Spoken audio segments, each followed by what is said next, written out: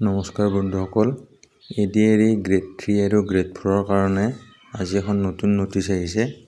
এই নটিচখন specially irrigation department আৰু PWD কেণ্ডিডেটখিনিৰ কাৰণে আহিছে।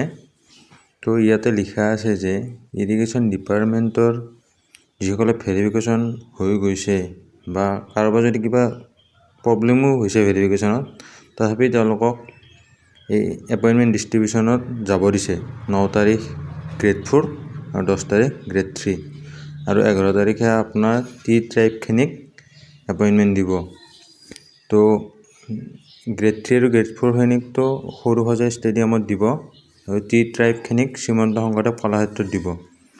এইটো কনফাৰ্ম হৈ গৈছে আজিৰ নটিচখনৰ পৰা। আৰু PWD কেটেগৰীৰ যিখিনি ডিছকুৱালিফাই হোৱা নাই বা এবচেণ্ট থকা নাই ডকুমেণ্ট ভেৰিফিকেশ্যনৰ সময়ত, তেওঁলোককো ডিষ্ট্ৰিবিউশ্যন চেৰিমনীত উপস্থিত থাকিবলৈ নিৰ্দেশ দিয়া হৈছে। গতিকে 9 তাৰিখ 10 তাৰিখ সৰুসজাই ষ্টেডিয়াম আৰু 11 তাৰিখে শ্ৰীমন্ত শংকৰদেৱ কলাক্ষেত্ৰত পাঞ্জাবাৰীত এপইণ্টমেণ্টখিনি দিয়া হ'ব। তো টাইমিং দিছে 9 তাৰিখে 11টা বজাত দিনত, 10 তাৰিখে 11টা বজাত দিনত আৰু 11 তাৰিখে 12টা বজাত এপইণ্টমেণ্টখিনি ডিষ্ট্ৰিবিউট কৰিব। ধন্যবাদ।